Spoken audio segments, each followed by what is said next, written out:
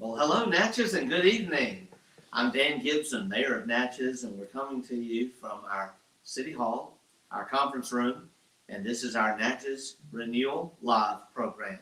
We are coming to you a little early because there's so much packed into the evening. This has been quite a day in Natchez, and I am with a special guest, Heather Emory, and Heather is with the Small Business Development Center.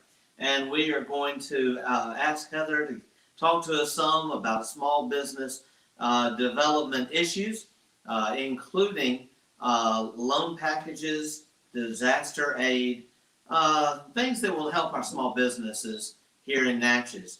My Natchez Renewal platform included as its #1 goal to help small businesses recover after the pandemic and to see Natchez continue to excel and grow with regard to small business. Well, we've been doing that and a lot of good things. Before I get into the discussion, though, with Heather, I want to hit just a few points while we're picking up an audience here on Facebook. When I say everything's so busy, we've had a really busy time of it here lately. This morning was really exciting. We got to welcome back to Natchez the American Queen Steamboat Company. Their American Duchess landed here early this morning, and we had a small group of Natchezians there to welcome them. Mr. Burnley Cook was there to play the calliope. We had our new Director of Tourism, Devin Heath, there. The Visit Natchez bunch, we had Alderwoman Valencia Hall, Alderman Billy Joe Frazier, our police chief, our fire chief, some of our city employees, and police officers, and the garden clubs, both the Natchez Garden Club and the Pilgrimage Garden Club. So everyone getting off the boat had a great reception.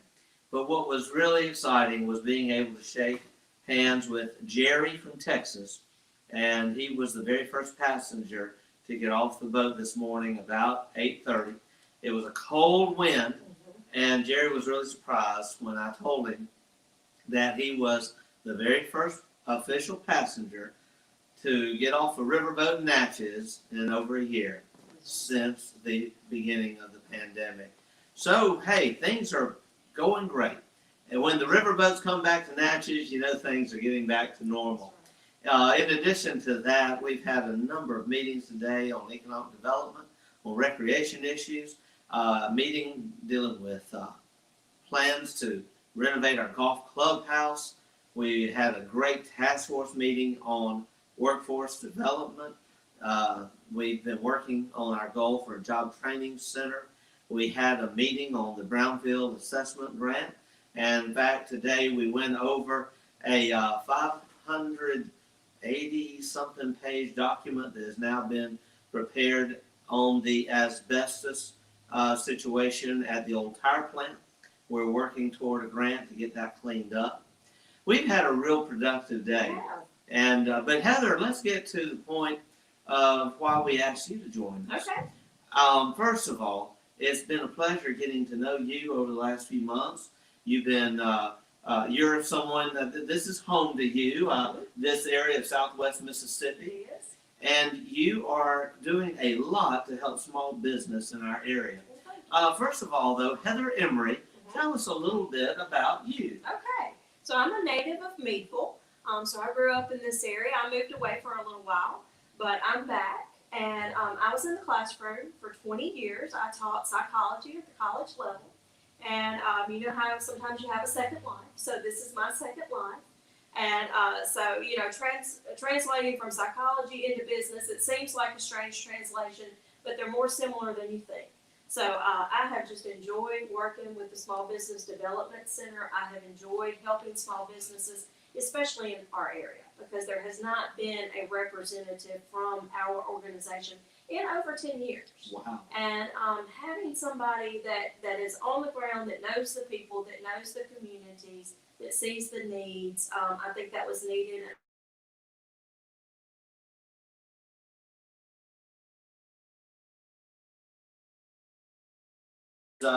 That, like you said, we haven't had someone like you helping us do this in 10 years.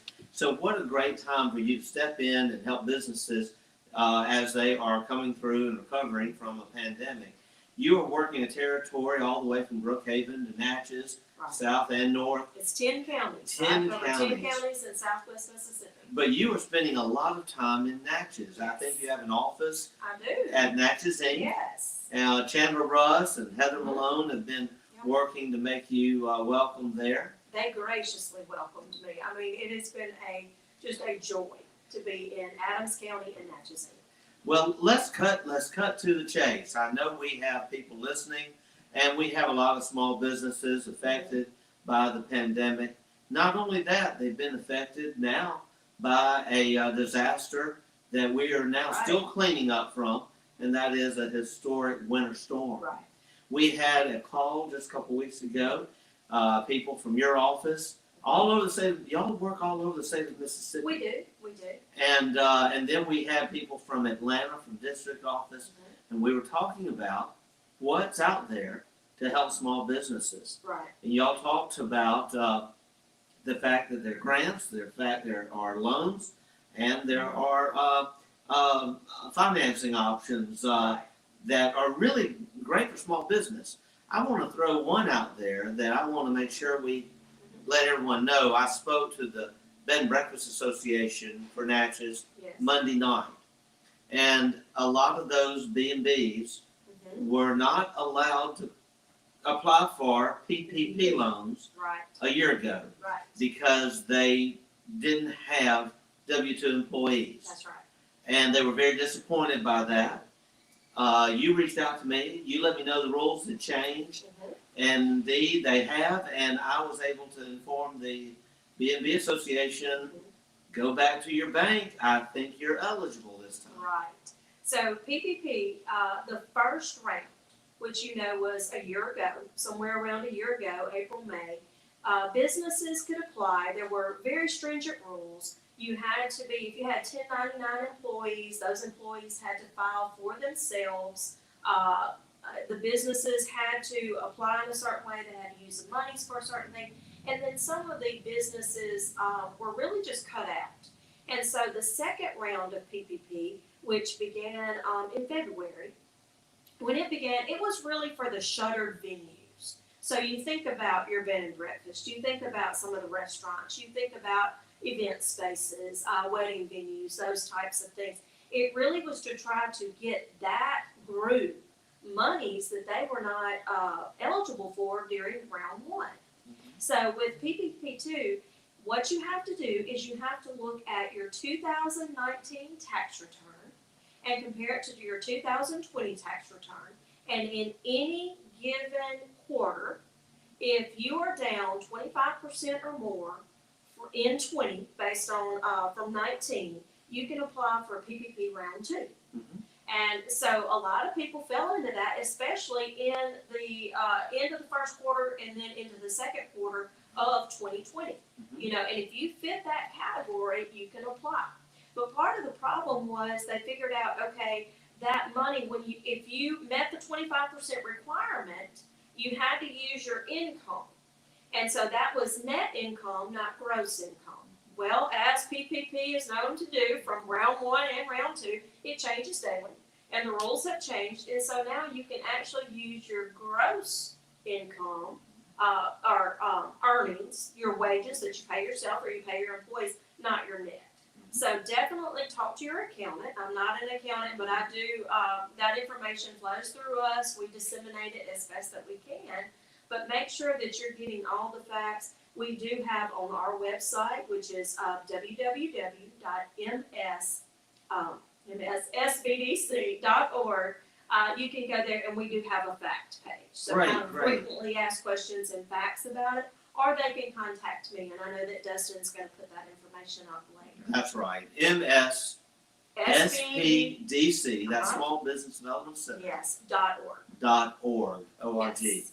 Well, a real simple call is call your banker. I actually talked to a local banker here last week, and he, this is before I spoke to the B&B Association Monday night, and he confirmed that they are making these loans, but March 31st is a deadline that he threw out there. I think they've extended it. Have they extended it? I think it's extended to May. Now, don't quote me on Okay. that. Of course, I'm live on We'll double Facebook, check. But we'll I double basically check that. told the B&B Association Monday night, I said, try to get your Yes. banker involved and Yes. get it done before the end of this month. Yes. Maybe one reason he was throwing that out to me was to tell people, you know, these monies are limited, and when They they're are. gone, they're gone. That's right. And what we saw last year was that a lot of PPP money went out at the beginning, and then there was no That's right. more left. And it's an early bird gets the worm situation. It and is. so if you've got that deadline in mind and you've got your tax returns sitting right there, those numbers are easy to figure out as far as are you down Mhm. 25%, and then looking at your payroll, and then you have the multiplier. Right. And so some businesses will stick with the 2.5 multiplier, others will be the 3.5 Mhm. multiplier. So And once you identify the money you're entitled to, it's an easy process. It It gets is. that. Now, what about repayment of a PPP loan? okay, so the first one, the repayment process, if you got PPP1 last year during this same time, but last year, you have already probably filled out your repayment papers that were sent to you by the bank or by your accountant, where you filled out for that forgiveness, where it said, yes, I used the loan appropriately, so therefore it's forgiven. Mhm. This one, we haven't gotten that far, but you could probably guesstimate, yes, there are rules. Just like with one, this is how you have to spend it, this is Right. how you have to use it, and there is a time frame for which you have to spend that money. And if the deadline is increased, or to apply for it is increased till May, I feel certain probably there's Yeah. gonna be a deadline extension, because you know, it just tends to be fluid like it was the first time. But you do have to spend it in a certain way during a certain time period. Once that has happened, then you'll get that forgiveness piece again, where you have to document all of your expenditures and how you use the money. And it's pretty broad. You basically are able to spend it on things that the reduced income kept you from being able to do. It's a percentage, so Mhm. much has to go toward payroll only. Mm-hmm. And so there are qualifiers as what payroll is. And so Okay. you have to look at that 1099 piece and your W-2 piece. You Right. still need to make sure that you're reading that fine print to make sure that you're spending the payroll portion. And then when you're looking at the other percentage of it that can go for things that need to be done for the business itself, there are qualifiers for that as Okay. well. We're with Heather Emory, Small Business Development Center, and we're talking about aid for small businesses here in Natchez that have been affected by COVID. Let's talk a little about the aid that's available for small businesses affected by our ice storm. Okay. I understand that there are a number of disaster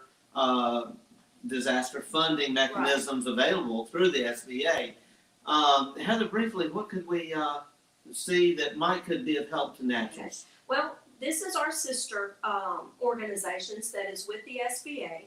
And so where I would start is I would go to the website sba.org, and I would look for disaster relief. And so that's going to be one of our sister companies that's through the SBA that handles just disaster type loans, or disaster pieces where you have an ice storm or a tornado or something to that effect.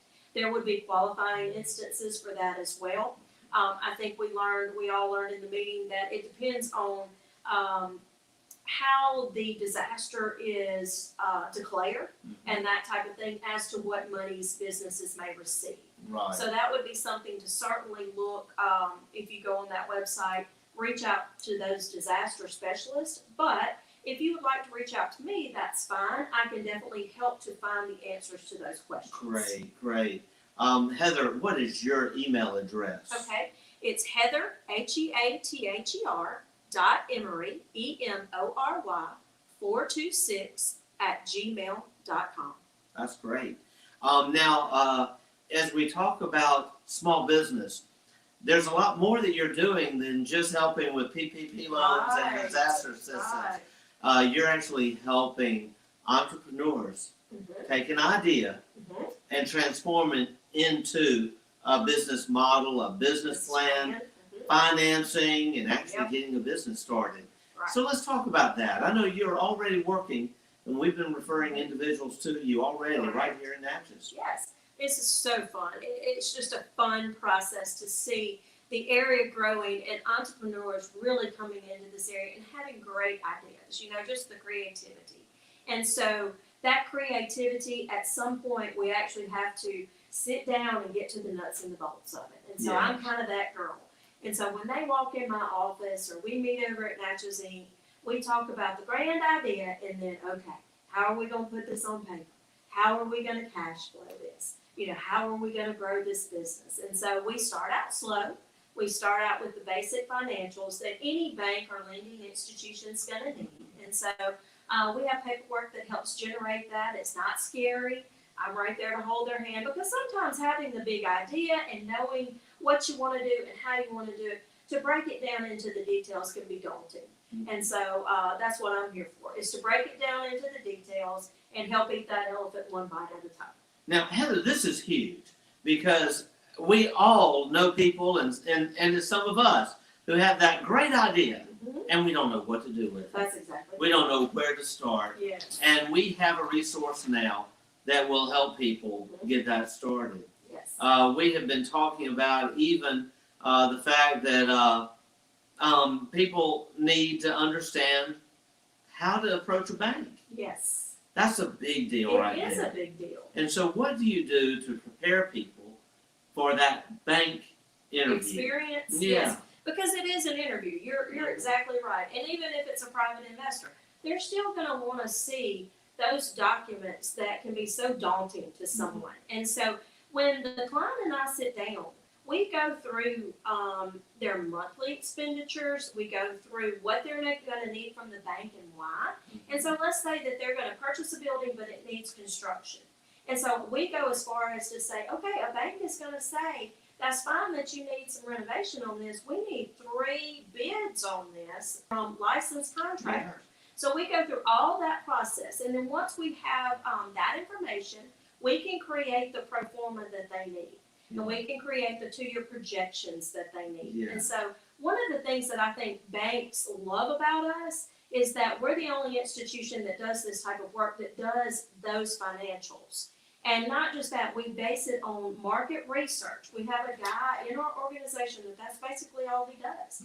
And he has access to market research that is nationwide, or we can get as small as we need it, to make sure that when we're doing the projections, the numbers are correct. And so from that, we're giving the client a true picture of financially what the business looks like. And so we can't just send them out to the bank, because sometimes, you can say all these things, but if you look at that paper and you don't know what you're looking at, you can't explain that to a banker, and a banker's going to see through that. So we do have a session where we basically go through and say, this is what this means. This is how you approach this. This is how you explain it to the lending officer. Wow. And so we coach them and make sure that they truly understand what they're looking at, because we don't want to set them up for failure in any way, shape, form, or fashion. And so just sending them in there with a bunch of papers really is going to set them up for failure if they don't know what those papers mean. Right. And so we take pride in that we prepare them just even how to dress. I love that you love your flip-flops, I do too, but that's not how we're going to go to the bank.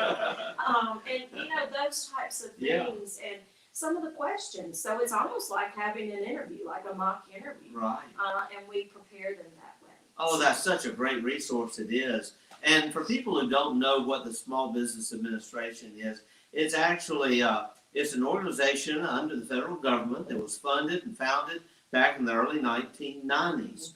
And I want to say it was one of the very first things that was done under the Clinton administration.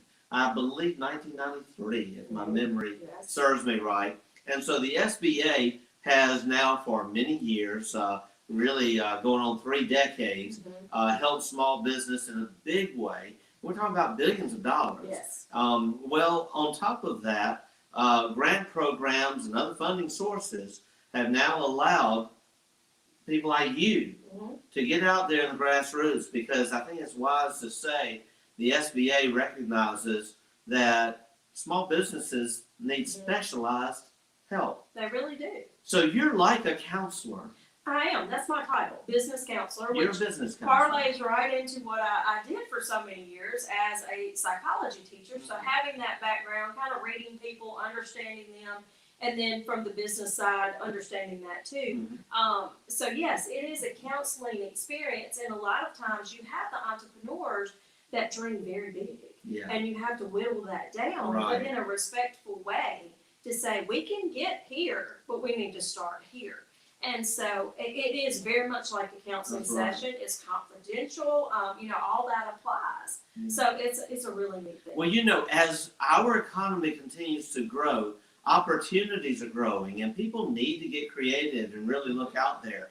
Where businesses bloom is in times of change. That's exactly We right. are in a time of change right now, and if you look at the history of business, it's where people have stepped up creatively to meet a need Mhm. that was brought about because of some change. Right. We're having change in Natchez right now. Right. One exciting change that we're about to see. Just this morning, I was emailing back and forth with Viking and American Cruise Lines. We're Wow. about to finalize the final map Mhm. and then the final lease agreements Yeah. that will then begin the process of redesigning Silver Street in its low area where it floods, raising it, and having 2 docks built. What that means is, what we saw this morning, it's about to start happening on a daily basis. And it was interesting being on Silver Street and seeing all the service trucks that were coming to service the Yes. American Duchess. Yes. Food trucks, Linden Mhm. trucks, other trucks, because it's a floating hotel. Yes. And they can't do everything on board. So, Right. there's an opportunity right there Mhm. that's going to become more and more. We have opportunities right now downtown because we have new businesses moving in, large businesses and employers. And over the next year, we're going to see more and more. Right. That's going to mean we're going to need more restaurants. We're going to need more service industry downtown. And we may even need a small grocery store. Right. This is change if people get involved Mhm. on the front end. Another area too that we really need to focus in on, we're working on a Wi-Fi plan for the city of Natchez now to make Wi-Fi available all across our city limits, especially to those less able to afford it now, especially students who have Chromebooks in their home and no Right. way of using it. This is going to potentially open up more in the technology field. And we already, I'm told, have a need for technology experts because a lot of people are getting these iPads and these Right. computers and these home entertainment systems, and they don't know how to operate them, Right. much less fix them when they go down. Exactly. I'm just trying to throw out ideas for people to think outside the Mhm. box. Say, I might could do that. Right. Now, if they decide they can do that and they get a good business plan, Mhm. they need to call you Call now. me. Even if it's just a seed of an idea. Yeah. We can always work through that because the one thing about our organization is we have so many specialists and we're free. Mhm. That's another thing, we are free. We And should have so- mentioned that in the very beginning. We're free. They are free. Yes. You can't But be free. No, and so this market research I was talking about, sometimes you would pay thousands of dollars for that. We have that I can tap into for free. But we have people who specialize in wholesale, retail, international business, manufacturing. And so exactly what you said, when you think of an entrepreneur, the true definition is they're looking at a niche market, a need to be filled, where you've got pains from people, where they're saying, I need this, and they're saying, okay, I'm going to create something that's going to alleviate your pain, just like Tylenol back in the day said, I'm going to alleviate your headache. And so you've got that seed of an idea. Come to me, let's talk about it, let's see if it cash flows. That's a big one. Let's see if it cash Right. flows and it's truly needed in the area and it's not already a market that's saturated. Right. Let's investigate it through. And all of this is free and you have my time. I'm here to serve you. Yeah. And so, and I don't mean Natchez a lot. So, I want to throw out this idea. We have actually a shortage of maintenance people in Yes. our town.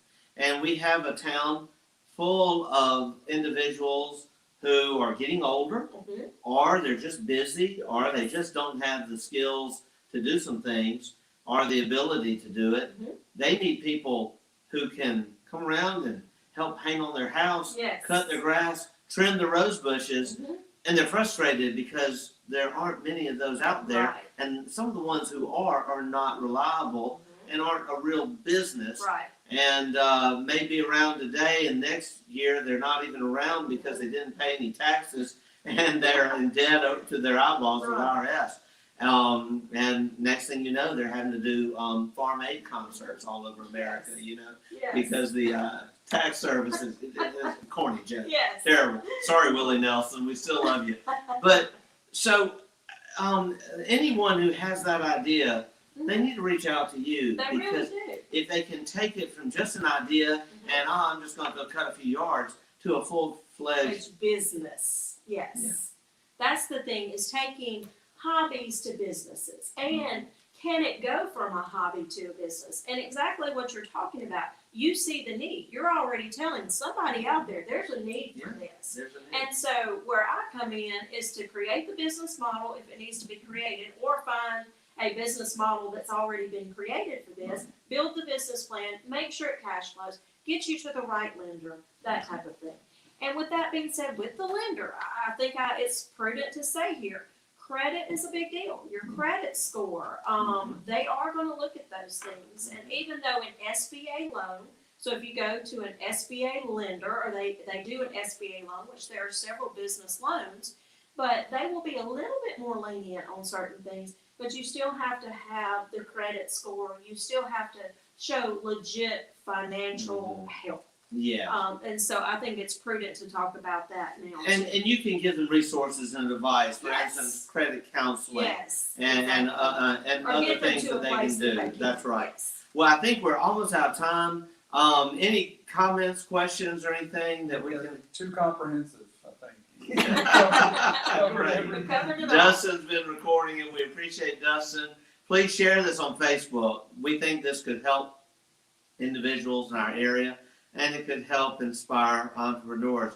Do you know we're having a record number of people applying for business permits? I love it. Isn't that great? I love it. And we I wish got- I could see every one of them. Folks like you. Now, you're in our community about every week. About every week. So Yeah. Friday seems to be the day right now, but it Yeah. changes. And have car will travel. That's Great. kind of how I say it. And of course, phone, internet, we Yes. can do a lot of things. Sure. And so Heather Emory, reach out to her, Small Business Development Center. She can help you. She's already helping a lot of people. And you know, pretty soon we'll be looking at plans for a small business incubator. That's right. Because as the small business gets started, there needs to be a place for them to have support as they get going. So a lot of good things happening for Natchez. Heather, thank you for Thank you. so much for being with us and for all that you're doing. Thank you. I Thank you. appreciate it.